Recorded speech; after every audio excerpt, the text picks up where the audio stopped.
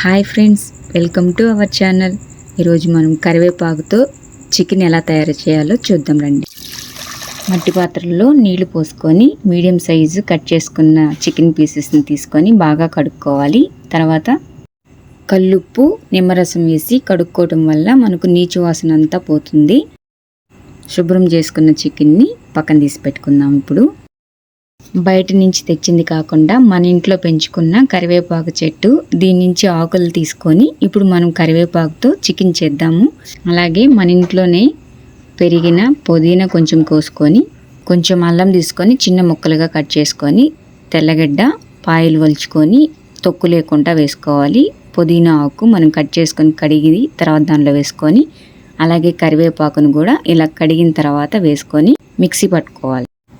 ఒక medium size ఎర్రగడ్డ తీసుకొని ఇలా సన్నగా నిలువుకి కట్ చేసి పెట్టుకోవాలి. ముందుగా కడిగి పెట్టుకున్న చికెన్లో సన్నగా తరిగిన ఎర్రగడ్డ ముక్కలు, రుచికి సరిపడినంత కల్లుప్పు, కొంచెం పసుపు వేసుకొని, కారం కొంచెం ధనియాల పొడి వేసుకొని, ముందుగా పేస్ట్ చేసి పెట్టుకున్న కరివేపాకు పేస్టు ఇలా మెత్తగా చేసుకున్నది ఇందులో వేసుకోవాలి. దీంతోపాటు నూనె వేసుకొని ఈ మసాలా అంతా ప్రతి ఒక్క చికెన్ ముక్కకి పడే విధంగా మనం బాగా కలుపుకోవాలి. ఇలా కలుపుకుంటే చేత్తోనే మనకు ప్రతి ఒక్క ముక్కకి బాగా కలుస్తుంది. పొయ్యి మీద పెట్టి ఉడికించుకోవాలి.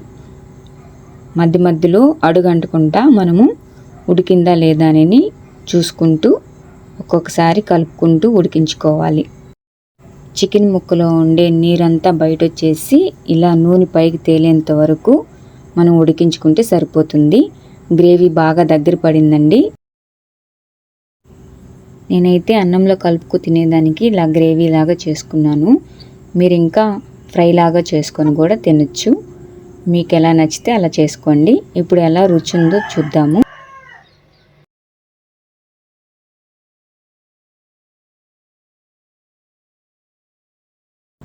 పాతకాలం పద్ధతిలో కరివేపాకు చికెన్ని ఇలా తయారు చేసేవాళ్ళు.